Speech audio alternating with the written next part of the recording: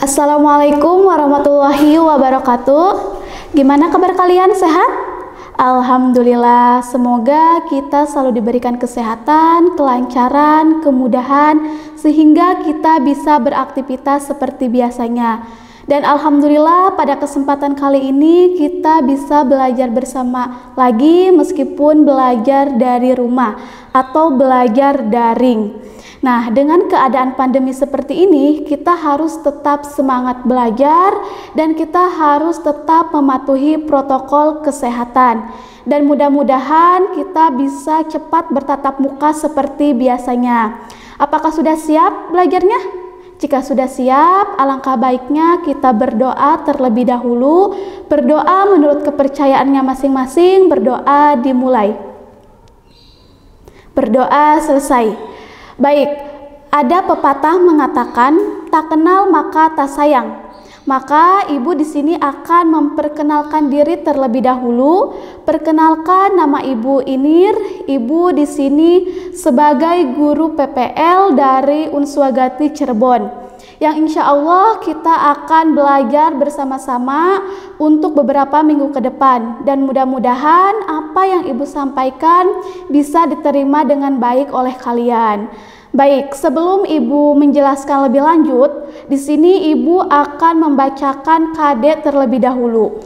Nah, ini adalah dua KD berpasangan yang akan kita pelajari. KD 3.3 yaitu menganalisis struktur isi permasalahan, argumentasi, pengetahuan, dan rekomendasi kebahasaan teks eksposisi yang dibaca dan didengar. KD 3.4 menganalisis struktur dan kebahasaan teks eksposisi. Dan KD 4.3 mengembangkan isi permasalahan, argumentasi, pengetahuan, dan rekomendasi teks eksposisi secara lisan atau tertulis. Dan KD 4.4 mengonstruksikan teks eksposisi dengan memperhatikan isi permasalahan, argumentasi, pengetahuan, dan rekomendasi struktur dan kebahasaan teks eksposisi. Nah, itu adalah KD yang akan kita pelajari di dalam teks eksposisi. Nah, jadi tujuan pembelajaran kita hari ini yaitu untuk tercapainya suatu pengetahuan, sikap, dan keterampilan, serta mampu mengembangkan potensi yang ada di dalam diri kita, serta siswa mampu mengidentifikasi struktur, isi permasalahan, argumentasi, dan rekomendasi, serta kebahasaan teks eksposisi yang dibaca dan didengar. Itu adalah tujuan pembelajaran kita hari ini. Nah, jadi hari ini ibu akan mengajak 4 hal kepada kalian. Yang pertama yaitu menginterpretasi isi teks eksposisi, dan yang kedua menelaah struktur dan kebahasaan teks eksposisi, dan yang ketiga mengembangkan isi teks eksposisi, dan yang keempat yaitu menyusun teks eksposisi. Itu adalah 4 hal yang akan kita pelajari. Dari 4 hal tersebut, di sini ibu mengarahkannya yaitu dengan membuat peta konsep. Nah, yaitu mengembangkan pendapat dalam teks eksposisi. Di sini ibu bacakan terlebih dahulu. Di sini ibu bagi menjadi 4. Yang pertama menginterpretasi isi teks eksposisi. Nah, di sini ibu bagi lagi menjadi 2. Yang pertama mengidentifikasi tesis, argumentasi, dan rekomendasi, serta membedakan fakta dan opini dalam teks eksposisi. Dan yang kedua, menelaah struktur dan kebahasaan teks eksposisi. Ibu bagi lagi di sini menjadi 2, yaitu mengungkapkan struktur teks eksposisi dan membandingkan kebahasaan 2 teks eksposisi. Dan yang ketiga, mengembangkan isi teks eksposisi. Ibu bagi lagi menjadi 2, yaitu melengkapi tesis dengan argumentasi dan menyampaikan kembali isi teks eksposisi dengan bahasa yang berbeda. Dan yang keempat, menyusun teks eksposisi. Ibu bagi lagi menjadi dua, yaitu menentukan gagasan pokok dan gagasan penjelas, dan menyusun ulang gagasan ke dalam teks eksposisi. Ini adalah peta konsep yang akan kita pelajari beberapa minggu ke depan.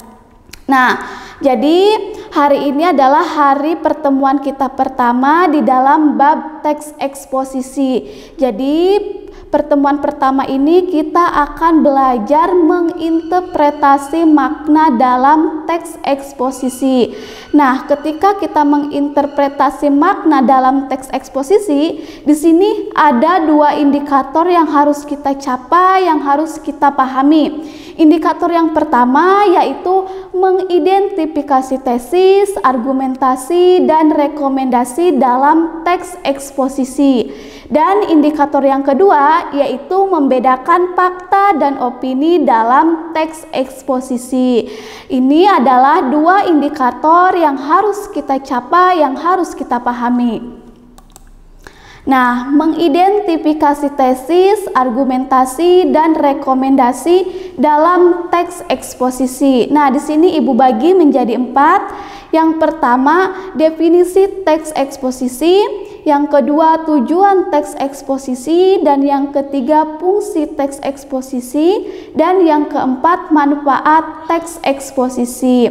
Nah, definisi teks eksposisi. Nah, pasti kalian sudah tidak asing lagi ya mendengar kata teks eksposisi, karena pasti di SMP kalian sudah mempelajarinya apa itu teks eksposisi, dan sekarang di SMA kalian belajar lagi apa itu teks eksposisi. Nah, coba kalian ada yang masih ingat apa itu teks eksposisi?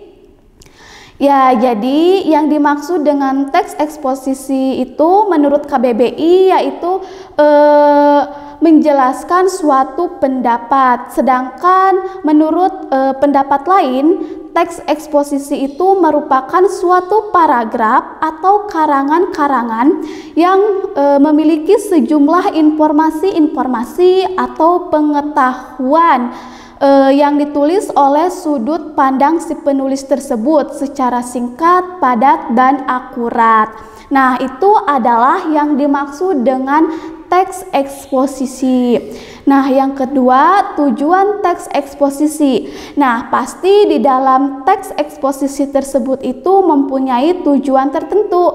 Apa bu tujuannya? Jadi, tujuan teks eksposisi di sini yaitu untuk memaparkan atau untuk menjelaskan suatu informasi-informasi atau pengetahuan kepada si pembaca maupun si pendengar. Itu tujuan dari teks eksposisi. Dan yang ketiga yaitu fungsi teks eksposisi. Jadi, fungsi teks eksposisi di sini yaitu untuk meyakinkan kepada orang lain bahwa pendapat yang disampaikan oleh kita itu benar sesuai dengan fakta-fakta yang ada. Itu adalah fungsi dari teks eksposisi. Dan yang keempat yaitu manfaat teks eksposisi. Nah, pasti di dalam teks eksposisi itu mempunyai manfaat tertentu. Jadi, manfaat dari teks eksposisi di sini yaitu untuk menambah suatu ilmu pengetahuan atau untuk memperoleh suatu informasi-informasi secara rinci. Nah, baik itu dari segi hal maupun dari segi kejadian. Jadi, teks eksposisi di sini itu merupakan suatu yang sering digunakan dalam kehidupan sehari-hari, baik itu secara lisan maupun tertulis. Nah, di sini Ibu menampilkan dua gambar. Kita lihat gambar yang pertama ya. Coba kalian lihat, coba kalian cermati gambar ke-1. Apa yang sedang mereka lakukan? Nah, kira-kira dari gambar ke-1 itu apa yang sedang mereka lakukan? Ya, kita lihat bersama-sama ya. Jadi, dari gambar ke-1 itu kita lihat ada satu pembicara atau ada satu narasumber yang sedang berdiri di atas mimbar, tepatnya di hadapan audiens. Dan di situ ada audiens berhadapan dengan si pembicara maupun si narasumber. Nah, pasti kalian berpikiran sedang berpidato, Bu, sedang berceramah, Bu, sedang menyampaikan informasi-informasi, Bu. Ya, bisa kita disebut sedang berpidato, sedang berceramah, sedang menyampaikan informasi-informasi. Nah, itu gambar ke-1. Kita lihat gambar yang kedua. Coba kalian lihat lagi, coba kalian cermati lagi gambar kedua. Apa yang sedang mereka lakukan? Nah, kira-kira dari gambar kedua, apa yang sedang mereka lakukan? Ya, jadi dari gambar kedua itu bisa kita lihat ada satu narasumber, ada satu pembicara di depan, bahkan ini bukan di depan lagi ya, ini berada di tempat yang sama. Beda dengan gambar ke-1. Kalau gambar ke-1 itu si pembicaranya itu ada di depan audiens. Sedangkan dari gambar kedua itu si pembicaranya ada di tempat yang sama dengan audiens. Nah, pasti kalian berpikiran sedang bekerja kelompok, Bu. Ya, sedang berbincangan mengenai suatu hal, Bu. Ya, dari gambar kedua ini sama seperti kalian kalau sedang di sekolah, yaitu sedang bekerja kelompok. Nah, itu adalah contoh gambar dari teks eksposisi. Nah, di sini ada ciri-ciri teks eksposisi. Nah, ada 5 ciri-ciri teks eksposisi. Yang pertama yaitu singkat, padat, dan faktual. Sudah jelas ya kalau isi teks eksposisi itu singkat, padat,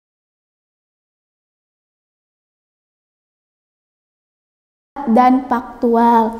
Dan yang kedua yaitu gaya informasi yang mengajak. Nah, maksud dari gaya informasi yang mengajak di sini yaitu di mana seolah-olah si penulis itu mengajak si pembaca supaya melakukan apa yang diperintahkan oleh si penulis tersebut.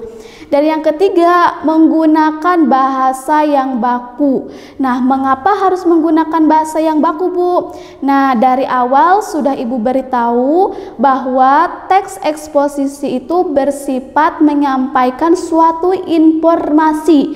Nah, maka dari itu harus menggunakan bahasa yang baku supaya mudah dipahami oleh si pendengar maupun si pembaca. Dan yang keempat, menyampaikan informasi-informasi dan pengetahuan. Sudah jelas ya. Dan yang kelima, mengandung unsur pertanyaan apa, siapa, di mana, kapan, mengapa, dan bagaimana, atau unsur 5W1H. Nah, itu adalah ciri-ciri teks eksposisi. Nah, di sini ada membedakan fakta dan opini dalam teks eksposisi. Nah, jadi kita sebagai narasumber, kita sebagai pembicara harus mengetahui terlebih dahulu apa itu fakta dan apa itu opini. Jadi di sini Ibu akan menjelaskan mengenai perbedaan fakta dan opini. Nah, Fakta di sini yaitu bersifat objektif. Nah, maksud dari bersifat objektif di sini itu di mana suatu hal yang dapat diterima oleh orang banyak serta dapat dipertanggungjawabkan kebenarannya. Itu adalah bersifat objektif.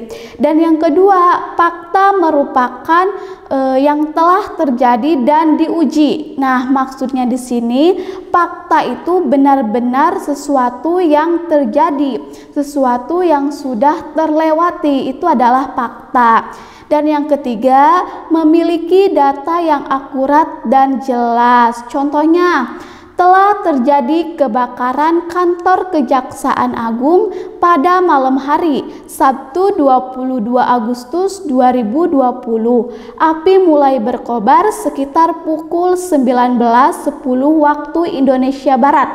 Nah, mengapa kalimat tersebut dikatakan fakta, Bu? Iya, karena di dalam kalimat tersebut itu memiliki data-data pendukungnya, yaitu dengan adanya tanggal, dengan adanya tahun, bulan, dan ada waktu. Nah, itu adalah contoh dari fakta. Sekarang opini. Nah, opini di sini bersifat subjektif. Nah, maksud dari bersifat subjektif di sini itu menurut pandangan dirinya sendiri, itu adalah bersifat subjektif. Dan yang kedua, opini merupakan peristiwa yang belum terjadi. Ingat ya, opini itu peristiwa yang belum terjadi dan belum tentu terjadi. Sedangkan fakta itu peristiwa yang sudah terjadi. Opini tidak memiliki data pendukung, sedangkan fakta memiliki data pendukungnya. Contoh dari opini di sini yaitu dia adalah lelaki yang paling ganteng menurutku. Nah, di sini ada kata menurutku, berarti itu menurut dirinya sendiri. Contoh lain, menurutku nanti sore akan turun hujan. Ingat ya, di situ ada kata menurutku dan belum tentu nanti sore itu akan turun hujan. Nah, itu adalah perbedaan fakta dan opini. Apakah sudah paham? Jika sudah paham, baik. Di sini Ibu akan menampilkan sebuah contoh teks eksposisi. Kalian simak dan kalian cermati teks yang akan Ibu tayangkan di dalam video ini supaya kalian paham, karena nanti di akhir Ibu akan memberikan tugas kepada kalian. Ibu bacakan terlebih dahulu teksnya. Nah, ini adalah contoh teks eksposisi. Mencuci tangan dengan sabun efektif cegah COVID-19. Sabun memiliki kandungan yang efektif untuk membersihkan kemudian membunuh berbagai jenis bakteri dan virus penyebab penyakit. Dengan hadirnya kandungan tersebut, maka sabun juga efektif untuk membunuh virus corona atau COVID-19. Salah satu gejala virus COVID-19 yang dialami para korban terinfeksi adalah sesak napas. Dengan mencuci tangan menggunakan sabun secara rutin, maka dapat meminimalisir masuknya virus ke dalam saluran pernapasan melalui tangan, sehingga bisa mencegah virus masuk dan merusak saluran pernapasan. Sabun terbuat dari susunan gabung antar molekul yang berbentuk pin.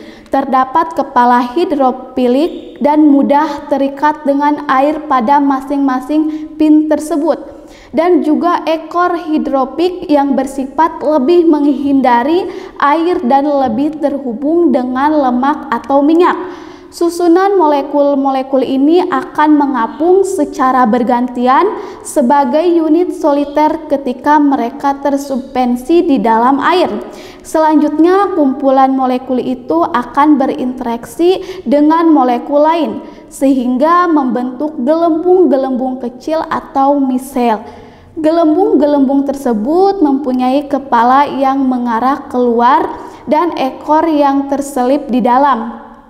Virus merupakan partikel berukuran nano yang mempunyai kelemahan berupa lipid bilayer atau lemak. Sabun mempunyai kemampuan untuk melarutkan membran lemak, sehingga virus akan hancur dan mati, atau lebih tepatnya tidak aktif karena kandungan lemak dalam sabun tersebut. Hal tersebut juga berlaku untuk virus COVID-19, maka bisa disimpulkan bahwa cara kerja sabun ampuh untuk menonaktifkan virus COVID-19. Dari penjelasan di atas, kita tahu bahwa sabun berkemampuan mematikan atau menonaktifkan virus COVID-19 atau corona. Cukup cuci tangan menggunakan air mengalir dan gunakan sabun ke saluran bagian tangan. Dan pastikan minimal cuci tangan selama 20 detik. Cara tersebut sudah ampuh untuk menonaktifkan virus dan bakteri yang ada di tangan sehingga dapat mencegah masuknya virus COVID-19 ke dalam tubuh. Para siswa, itu adalah contoh teks eksposisi yang sangat sederhana, yaitu mencuci tangan dengan sabun efektif cegah COVID-19. Nah, bisa kalian cermati dari teks tersebut. Kira-kira bagian mana yang menyatakan pernyataan umum atau permasalahannya? Ya, ada di paragraf ke-1. Mengapa paragraf ke-1 disebut pernyataan umum atau permasalahan, Bu? Ya, karena di dalamnya memperkenalkan suatu permasalahan yang berisi pendapat mengenai topik yang dibahasnya, yaitu sabun memiliki kandungan efektif untuk mencegah berbagai virus. Salah satunya yaitu mencegah virus COVID-19. Nah, itu adalah pernyataan umum. Nah, kira-kira bagian mana lagi yang menyatakan suatu argumentasinya? Ya, ada di paragraf kedua. Mengapa paragraf kedua disebut bagian argumentasi? Karena di dalamnya mengungkapkan fakta-fakta sebagai memperjelas suatu pendapat. Fakta yang terdapat di dalam teks tersebut yaitu 1. Mencuci tangan dengan menggunakan sabun secara rutin. Yang kedua yaitu dapat meminimalisir masuknya virus. Dan yang ketiga yaitu sabun terbuat dari susunan gabung antar molekul yang berbentuk pin. Dan masih banyak lagi fakta-fakta yang ada di dalam teks tersebut. Tinggal kalian baca ulang contoh teksnya. Nah, dan yang terakhir, kira-kira bagian mana yang menyatakan penegasan ulang? Ya, ada di bagian terakhir atau di penutup. Nah, paragraf terakhir itu bersifat menegaskan kembali mengenai pendapat yang telah disampaikan di bagian pembuka, yaitu dengan mencuci tangan selama 20 detik, yaitu dengan menggunakan sabun untuk mematikan virus COVID-19.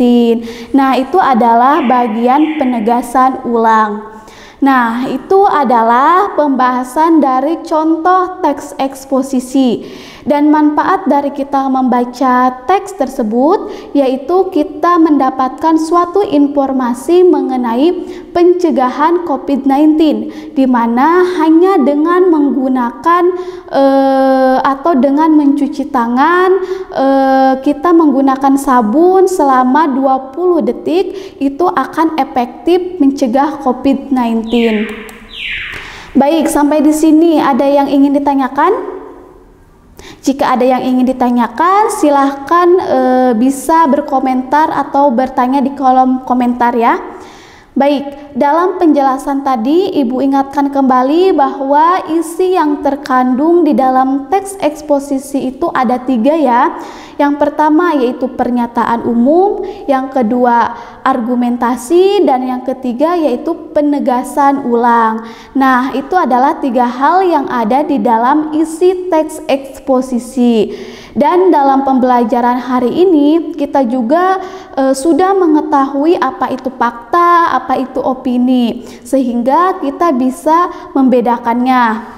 Dengan pembelajaran kali ini mudah-mudahan bisa kalian pahami dengan baik ya.